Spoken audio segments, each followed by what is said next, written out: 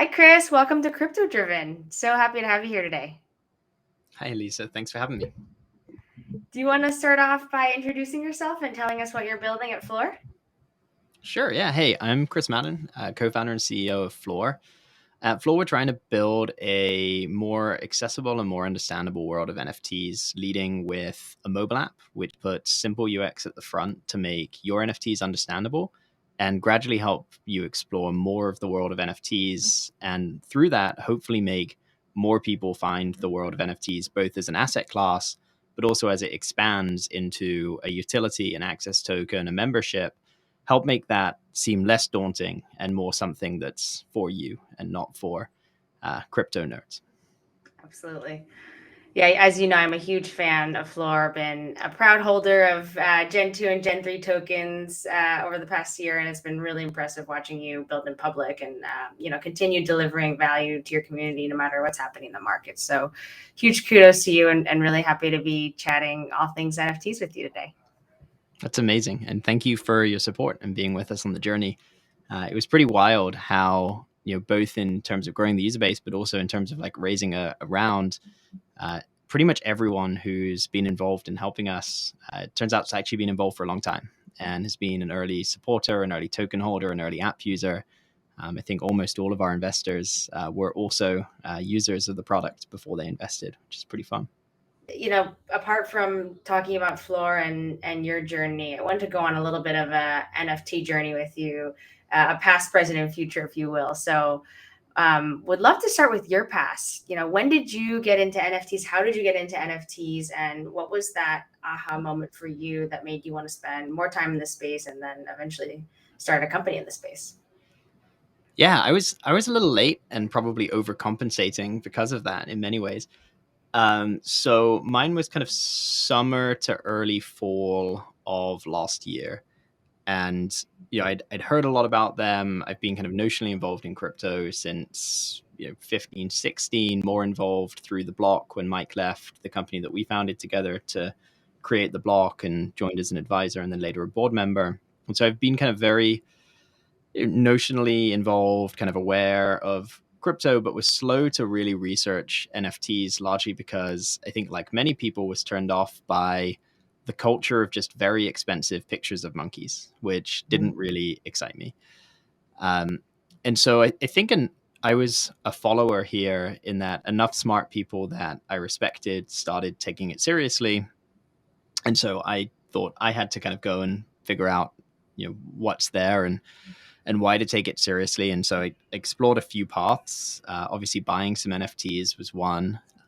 Building something on the blockchain and creating an NFT series, which I actually never launched, but like so many NFT projects. Uh, and then gradually, eventually, I think a lot of that early stuff fell flat. I think the first half dozen NFTs I bought, I was like, okay, so now what? Right. Um, and then building something was kind of cool, and I started to see some of the power. But I'll be honest, my imagination didn't quite pull me all the way forward myself. And I think it was the first NFT that I had that got me into a Discord that actually had something on the other side that I was interested in. But it was the first time that I saw an NFT as a key, not as a picture. And I think that for me was a really interesting aha moment of, oh, we're not trading pictures. This is kind of a new model for ownership and provable ownership for Right. the internet. And when you start applying that to use cases, it becomes incredibly powerful, because when you have a standard that both can represent those things, but while non-fungible, is liquid, and because there are standards, can be traded on marketplaces and can have kind of free royalty streams because they're built on top of programmable money. I think that was where I started getting like really, really interested. And that was when I stumbled into the problem that ultimately became Floor, which is it is punishingly difficult to understand not just which NFTs to go buy, but even if you just buy a few, like how they're doing. And that was the problem statement that led me to going down the path that led to what is Floor today. The year you joined the space, 2020 year, was by far the biggest year for NFTs ever. We saw you mentioned some of this, but we saw trading volumes explode. There were new collections launching. It felt like every day. So Like from your vantage, dozens yeah, a day. dozens a day, exactly. I guess from your vantage point, what do you think was causing? I mean, obviously there's some speculation, but what do you think was causing that boom? What were some of the exciting things that were fueling the demand for NFTs during that time? Well, while I love the idea that it wasn't pure speculation, and I love the idea that we'll have an NFT market that isn't pure speculation in the future, I truly believe the unfortunate, honest underlying truth is a mixture of speculation and meme culture. And I think just in crypto in general today, there's real product market fit for so few things. And in fungible tokens, we have product market fit for custodian based speculation on, premium tokens. And then in NFTs, we have this kind of like slightly more meme driven, but speculation on pictures of animals doing things is essentially like where we're at. I think things like proof starting to emerge, things like CPG, things like floor. I think we were probably one of the first examples of a real meaningful kind of software licensing utility almost for an NFT, which I think is really interesting. Like use the product, the token value actually goes up, so you make money by using the product, but Mhm. also like have to jump in and support it. I think that's been a really cool thing to see happen. But I think what was fueling like 90% of why people were joining the space in 2021 and why they therefore needed the floor app. So we're only 1 degree removed away from this because we're like very much a product about a product in terms of Mhm. NFTs, was a mixture of kind of meme and speculation. I guess during that age of memes and speculation, what was it like to be building really an ecosystem company where you had to partner with projects and collections and find those quality communities amid, a bunch of less high quality ones? How did you sift through that? Yeah, and like I don't want to make a values judgment about every other project that's not, on the same mission that we're on. I think there's a lot of like good people doing fun things that they're enjoying, and they're learning about the blockchain and Mhm. making some money, and there's nothing wrong with that. There's definitely people who are actively scamming people and rugging, and Right. obviously that's bad. I think a few things. One, I think we've had to be very clear about what floor is and isn't, in that, a lot of people, particularly like when you do have days that people get really excited, like when we announced the fundraise, the market got really excited. We had a token of generation of tokens that still hadn't minted out. It minted out very quickly. It got to the top of icy tools. People started buying them speculatively. Like that's actually a worst case for us. Like we Mhm. don't want people to be buying floor tokens for like pure short-term speculation. So Yep. it'll probably be a poor short-term speculative asset. I think it could be a strong long-term speculative asset, but that's not our focus. And I think people who buy it with that in mind, have the worst experience of anyone who joins the community. And so for us, it's just like trying to be really clear about what we are and aren't. We're here to build and build something that's valuable. And we think that, the way that the market works, you'll likely have a great chance to come along with us in that journey by being a holder. But, token price isn't one of our primary kind of motivators as a business. Um, and then being careful and values aligned in who you choose to work with, and we put some guidelines in place, so we don't work with undoxed founders, and we made that rule. You don't have to be publicly doxed, but if you're not, you'll dox yourself to us. We have a formal process for that. We'll essentially do like a KYC verification, and like Mhm. if we're going to bring your product to our community, we want kind of serious protections to understand that we know who you are, and that you're as the consequences are as real to you as they are to us and to our holders. Because there's this whole, like, I don't think that pseudonymity is necessarily a bad thing, particularly as time goes on and people can build on-chain reputation. And I think there'll be entire businesses around on-chain reputation that'll be super cool. I think that anonymity is purely a bad thing, because I think that it separates accountability from actions, and humans are not very good at operating in environments where accountability and actions are completely separated. And so I think there'll come a time where it might be safe to deal with pseudonyms even without doxing. I Mhm. don't think we're quite there yet. I don't think we have the tools to understand it. But in the meantime, we work with doxed folks, and then we try and do in everything. Thinking about our partnerships as a product, just do less and do the right things. Like, we're never trying to be the loudest or the fastest to move on any particular trend, but we like to think that when we do it, we'll do it well and thoughtfully and in a way that's good for our partners, but also good for our holders and good for kind of the long-term trajectory of Floor as a product and a business and a community. And I think, just speaking as a community member, you guys have done a great job of, as you said, being very thoughtful and deliberate, but also being really transparent about processes, future launches, what the community has asked for, why you chose a particular partner. And I think, that goes a long way. So that's really kind. Thank you, Aj. That's awesome. And yeah, you're definitely seeing it as it is. It's, I think, not only to you, I think to both us and to probably many of the people involved in the project, it wasn't always 100% clear, exactly how things were going to land, and were there full-time jobs? Like, could we go and build something that was? And it was really actually the community that made it happen by sticking around and growing itself and showing us that there was something there. When you have thousands of users using a product that even on the slowest of NFT days all come back and check the app 10 times a day and are telling their friends about it, that's the kind of lightning in a bottle that you don't get very often. And so it just became obvious that we had to lean in. Absolutely.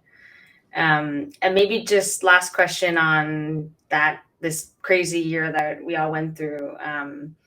What do you think we accomplished in the space as a whole? And maybe there's like a Floor version of what you guys learned and obviously accomplished a bunch, but what advancement do you think the NFT space made while all of this crazy adoption and speculation was happening?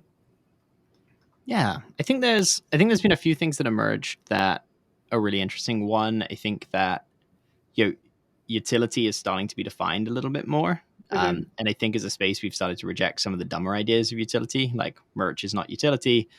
And I think that utility tokens have separated slightly out from just utility attached to kind of PFP style things. So like the existence of things like proof and CPG and your Prism and other people following a similar model of tokens that really just exist to drive access to things, I think is a really, really, really interesting trend.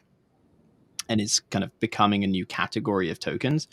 Like, as you think about the long term, ultimately what we now call NFTs, we'll remember as describing, everything that now exists that's powered by the internet as the internet, and are going to become a number of different domains that have their own names and their own concepts and metaphors and abstractions.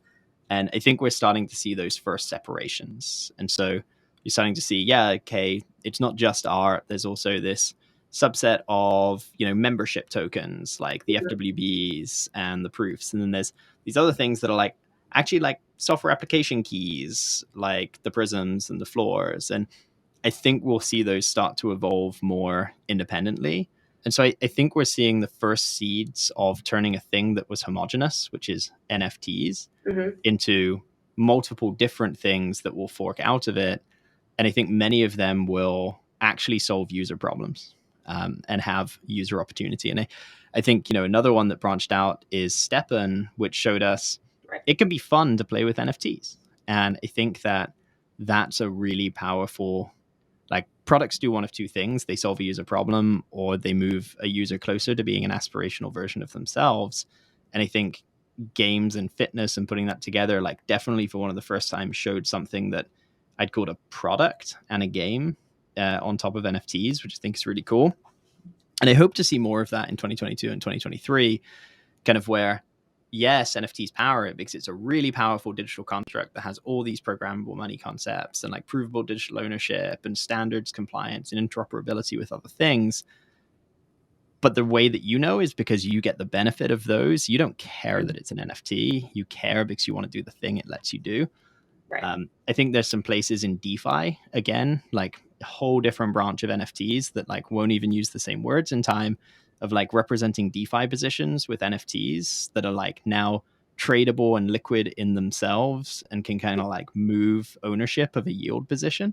Super interesting. Like that is such an interesting financial instrument. It's a totally different thing from, a tradable piece of art to a software license. And those things are going to fork out. And I think the big win that we got from it is starting to see those things separating a Mm-hmm. little bit.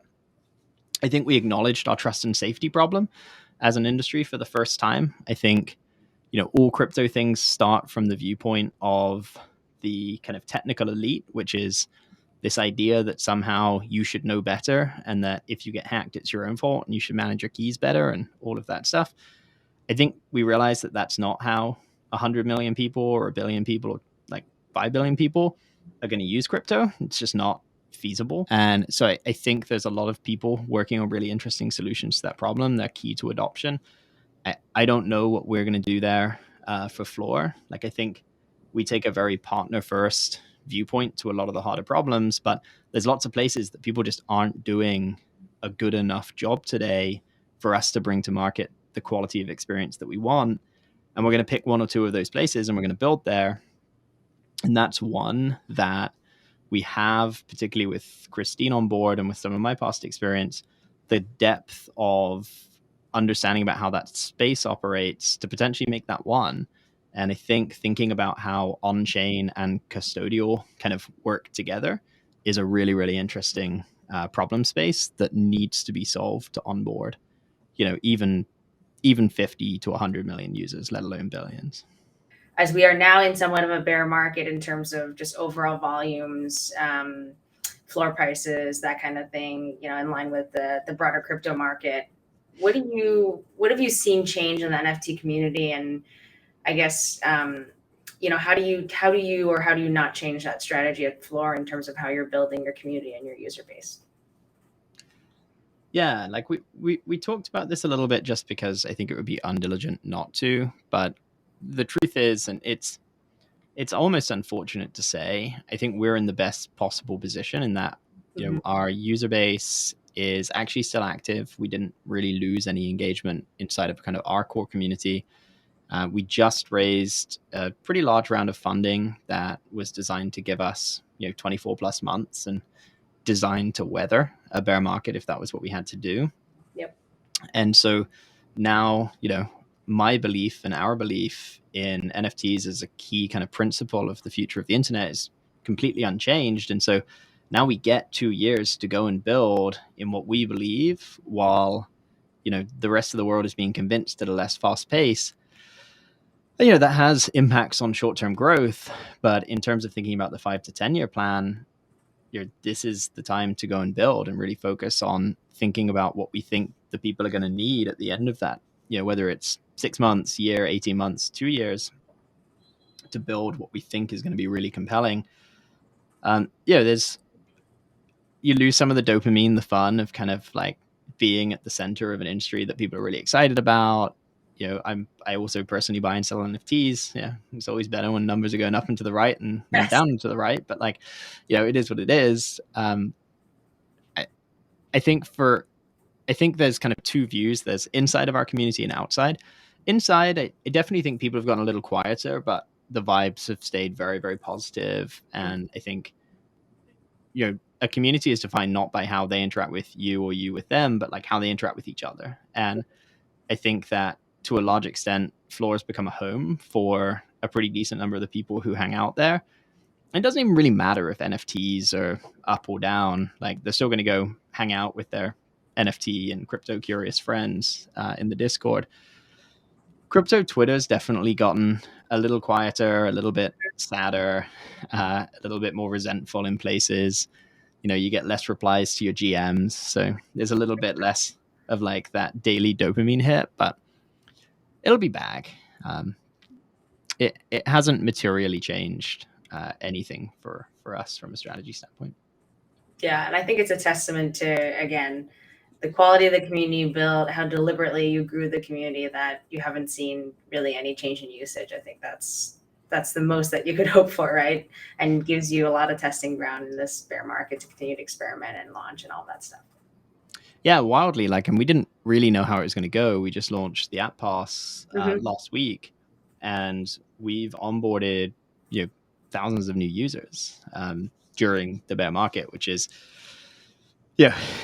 honestly, I did not know how many people were going to be looking for new NFT stuff right now. But there really is a core community of, I think it's a few tens of thousands, if I had to guess, who Mm-hmm. are either through weight of bags or just belief in industry are here for the long haul.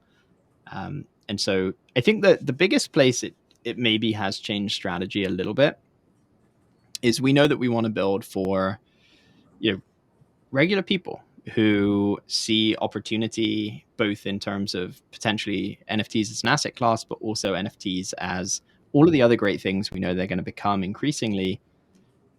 And the community that's here today that we can actually get access to is much more of a power user community. Yep. And so we've constantly played this line with, we have to build for the audience that's here today. We can't go and build a product for which there is not a user. We have to build a product for which there is a user today, with a mind to making sure that we stay in a position where we're constantly also confident we're building in a direction that gives us the ability to serve those new people as they come in. And when the time's right, we'll be there to put the bridge down. Mm-hmm. And so I think as long as we're in a bear market, we should assume that we're going to get majoritively like insider users versus kind of outsider users. And that definitely has some strategy impacts. But even inside of the world, we're trying to build for the casual and curious user, not like the degen. Mm-hmm. We're not building like icy tools Right. intentionally. Makes a ton of sense. And I know along with the app passes last week, you also announced a bunch of new discovery features, some that have launched, some that are coming very soon. So can you talk a little bit about that and how that ties into the vision for Floor? Yeah.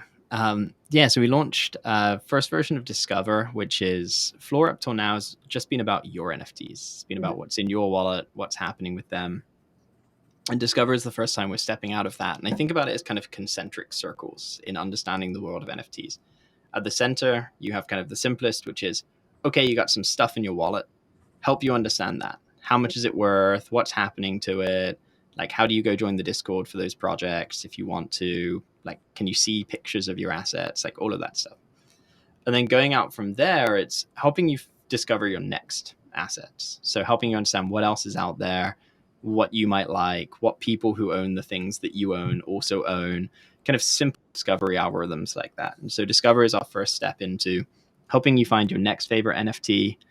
We have lots of interesting things coming around. And I think these start to dovetail with bringing new users on. So like, imagine, okay, cool, welcome. Let's answer a few questions and find you some candidates for your first PFP collection.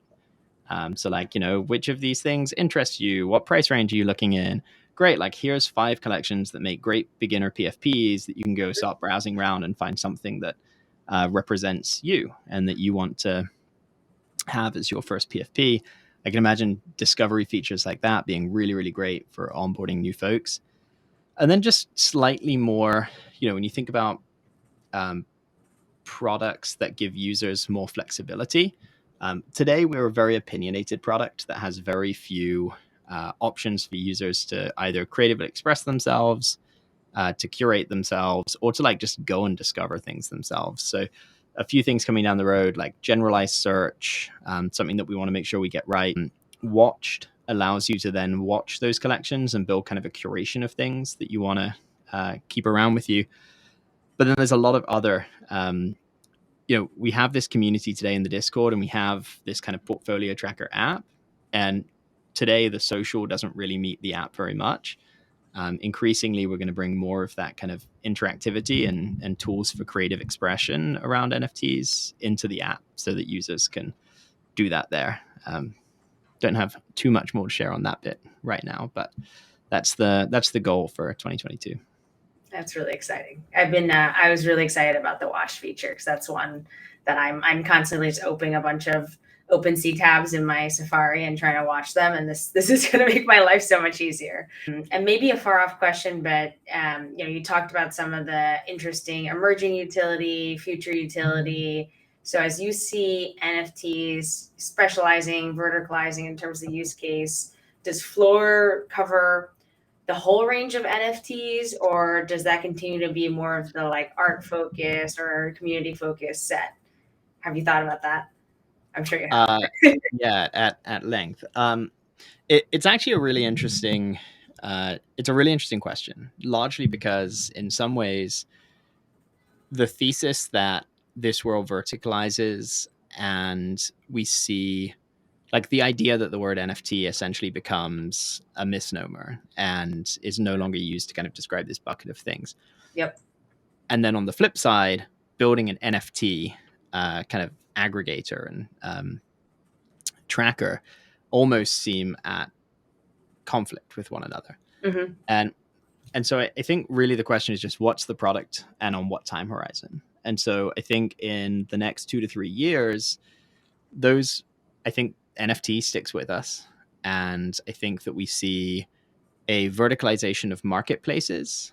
And I actually think that fragmentation of liquidity inside of those marketplaces creates a real opportunity for aggregation, both of discovery, of seeing yourself in one place, and of aggregating liquidity. And I think aggregating liquidity is where a lot of the revenue opportunity sits inside of this space, because like as we've seen with everyone who's tried to create a marketplace, NFTs do not lend themselves to competitive marketplaces well because liquidity is not fungible. Liquidity is like literally non-fungible, which makes it really, really hard to stand up a marketplace because you have to source 100% of the liquidity in like one for one.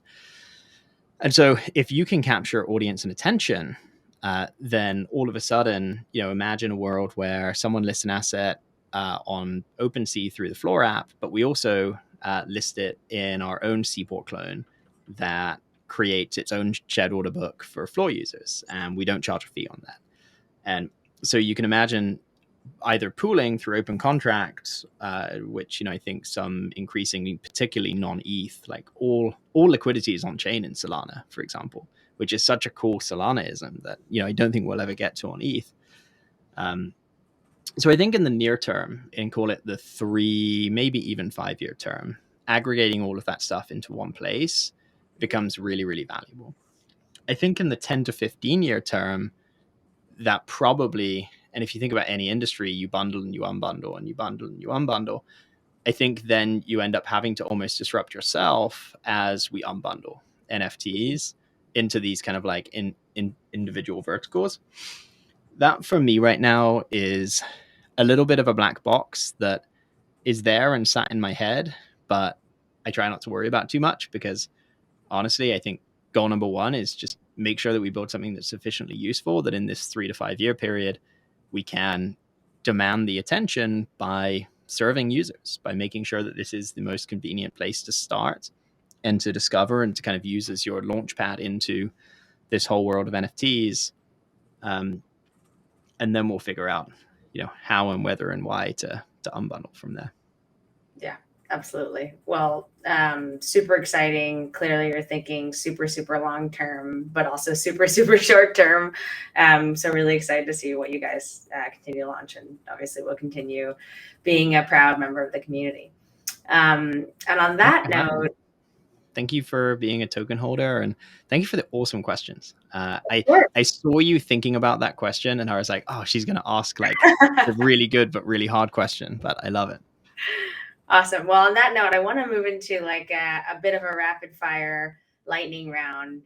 So what's your biggest NFT miss and your biggest win to date? Oh, wow. Right now, I bought a Moonbird at 42. That doesn't feel awesome right now, but I think in the long term, that'll probably feel better. Yeah, that's a hold. My biggest win by far was Creeps. So we exclusively launched Creeps. Probably me too. Thanks to you. Creeps was such a big win for so many people. Next one, does Discord win or a different platform for Web3 communication? I think Discord will be around for a bit. My guess is some other people will make other products. I just don't know that it's really a problem long term that exists. Like when we have 1 million users, I don't expect even 50,000 of them to want to be in a chat room with us. Yep. And that's just not what real humans, that's not the relationship most real humans have with the products they use. Yep. Back to NFTs, what do you think is the most undervalued or under the radar NFT? that you believe in? So hot dogs, I think, are definitely right up there. It's a favorite in the Floor Discord.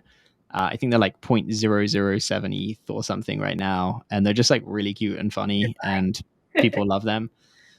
I think things like Crypto Coven right now feel incredibly underpriced. I'm definitely thinking about just taking a big position there. Robotos, I like the team behind Robotos are incredible humans that are building. The art's awesome. They have a deal with Time. They're working on stuff. I think they're at like 0.2 something. I think Chain Runners will actually long term play. They have a really strong dedicated community, and like if you think about provenance, Chain Runners was, for whatever reason, basically the moment that every VC realized that NFTs existed. Yeah. And so that's I think an interesting moment. Last question as we look into the near future, what do you think brings NFT out of the bear market? I think something with crypto markets to never forget is we can just decide to not be in a bear market. Like there is no fundamental pricing mechanic. And so it really just takes us deciding that, you know what, we're done with the bear market. Let's all just buy stuff again. So I think it's possible. It's just a completely irrational. We just decide we're bored of NFTs not being worth money and change that. Outside of that, I think it's possible that we see the first interesting kind of brand activation of NFTs. There's a lot of people working on stuff. Like I'm aware of at least a couple dozen projects that, you know, could have meaningful traction. Coinbase fell flat on their face, but I don't think we should count them out. I think Coinbase just has this incredible pool of like built-in users, and then there's kind of this other movement right now, which is around kind of generalized NFT liquidity and automated market making. And I definitely think there could be a DeFi for NFTs wave that could definitely pull us out of where we're at right now. Well, awesome. This was so enlightening, interesting, and fun. Thank you so much for the conversation, Chris, and for spending the time with me. Thank you for having me. This was super fun.